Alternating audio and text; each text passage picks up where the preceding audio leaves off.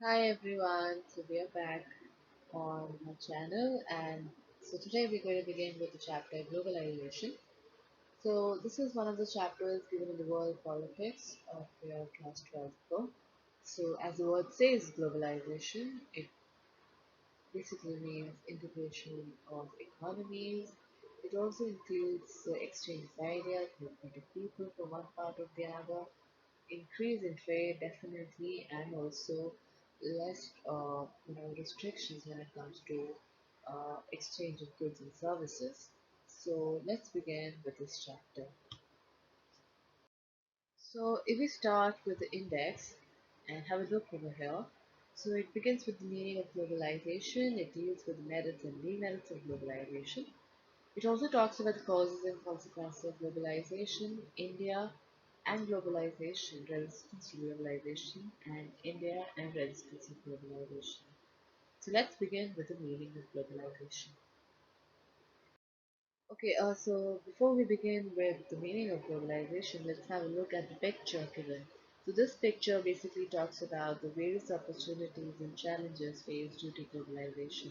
We can easily identify so many merits and demerits from the picture, and the picture in itself talks a lot about what is exactly globalization all about. Now, if we talk about what is globalization, so globalization uh, means to globalize social relationship in such a way that events taking place in some parts of the world could have an impact on another part of the world. So this also makes the whole world to be like a global village where one could see socio-economic impact is usually based on mutual cooperation. Globalization is also it also includes different kinds of flows. The flow could be of ideas, capital, commodities, uh, or people who move from one place to another in order to earn better livelihood, better standard of living. It has also been referred to as a multidimensional concept because it cannot be limited within a certain sphere. It has it has seen effects in all the sectors which includes economic, political, cultural, and therefore its impact is vastly uneven. It affects some parts more than the others. We will look at the opportunities and the challenges faced due to globalization. If we go through the merits, if we go through the opportunities, it has definitely increased the volume of trade in goods and services. There's a flow of private foreign capital. New jobs have been created by MNCs, large foreign companies and industries that have been set up. It has also improved the production efficiency and healthy competition. But definitely it has also promoted the trend of consumerism and capitalism as one of the challenge or demerit. It has reduced the state capacity. Global capitalism makes rich richer, poor poorer. Traditional culture will be harmed and people will lose their age-old values and practices. So if we talk about reasons for globalization, so we could see here on the screen there are three reasons. One is evolution, another is flow of capital and commodities, impact of an event on all people as well. When it comes to revolution in communication technique, definitely technology remains a critical element here, and there is no doubt the invention of telegraph, telephone, microchip in more recent times has revolutionized communication between different parts of the world. It has actually connected people of different parts of the world. If we talk about how it all began, we know during it was a national struggle in different parts of the world where printing could be seen into existence, and gradually it has improved to a certain level where people could find themselves easily connected worldwide. It has also affected us at individual and collective levels, and one could see the movement of capital and commodities has been more than the movement of people across different parts of the world. If we talk about the flow of capital and commodities, the economic concept of the world has to play an important role in world politics. So if we talk about the economic globalization, it draws the attention immediately to the role of international institutions like IMF, WTO, and the role they play in determining economic policies across the world. So economic globalization includes many factors other than just these international institutions. A much broader way of understanding economic globalization requires us to look at the distribution of economic gains. Who gets the most from globalization and who gets less? Indeed, who loses from it? The impact of an event, okay? So if I talk about the impact of an event on all the people of the world, it, here we basically reference to like globalization. However, it does not emerge readily just because of the availability of improved communication. What is more important is for people in different parts of the world is to recognize these interconnections with the rest of the world. So currently we're aware of the fact that events taking place in one part of the world could have impact on the another part of the world. For example, bird flu, for example, tsunami, for example, the COVID-19. So which is not confined to any part or any particular nation. It does not respect national boundaries. And similarly, when major economic events take place, the impact is also felt outside the immediate local, national, regional environment at the international level. If we talk about the consequences of globalization, your textbook clearly mentions political, economic, cultural, and so whenever previously asked you about any consequences, whether it's on political, whether it's on economic or cultural, definitely you need to mention both positive and negative. It's usually a four marker, and if it's a four marker and to clearly ask for the political consequences, it's always advisable to write both positive and negative.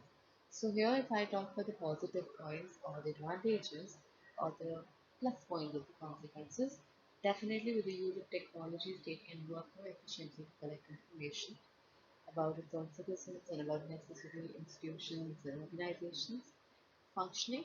It, it intensifies closeness between countries. Primary responsibility of the state continues to be unchallenged. So, in this case, state continues to discharge its essential functions, which are to maintain law and order and national security. States become more powerful than they were earlier as a result of globalization.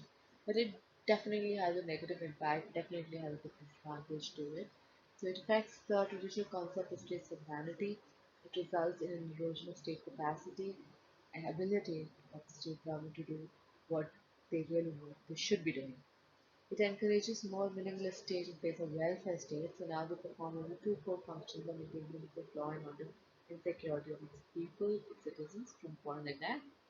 However, it withdraws from many of its earlier welfare functions directed at economic and social well-being. When I talk about economic consequences, again, we could see here on the screen, it does have positive, it also has some negatives here.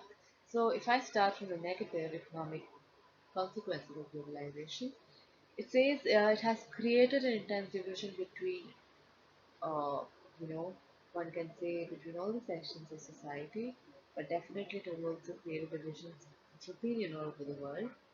It benefits only a small section of population while affecting those who are dependent on the government for jobs and welfare schemes. Plays an important role in the world politics, involves many international institutions like World Bank and IMF. So these institutions play a very important role in determining economic policies across the world.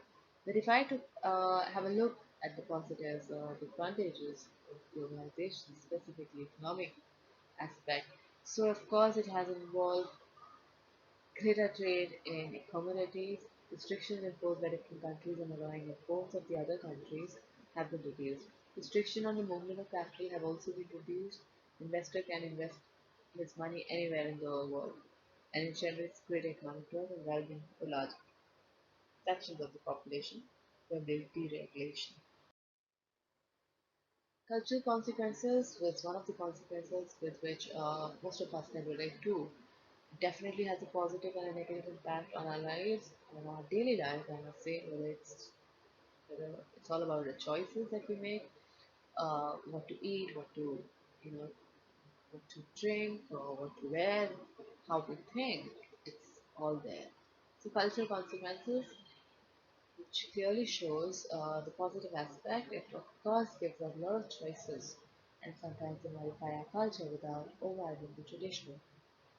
So blue jeans, on the other hand, can go well with the cargo product. It's interesting to note that this combination has been exported back to the country that gave us blue jeans. It also leads to culture becoming more different and distinctive, which is known as cultural heterogeneization. But at the same time, the negative aspect talks about it affects us in our home, in what we eat, drink, wear, and indeed what we think. It leads to imposition of Western culture on the rest of the world, culture of the politically, economically dominant society leads into the less powerful society, leads to shrinking of rich cultural heritage of the entire world, leads to rise of uniform culture, which is called cultural homogenization, as the word homo means uniform. Leads to mcdonaldization, which means complete adoption of several cultures merged in American culture. So here is one of the pictures that again shows both in mostly it talks about the positive and the negative consequences of globalization. It's all mixed up, as you can see, and definitely it's a small exercise for you all to identify political, economic, and cultural consequences from the picture given. Uh, Very easy exercise. You can do it for your self-assessment. Thank you for being here. The second part of this video will be uploaded soon, and we'll be talking about the rest of the chapter. Continue to be here, and you can press on the bell icon to get further notifications for the rest of the chapters.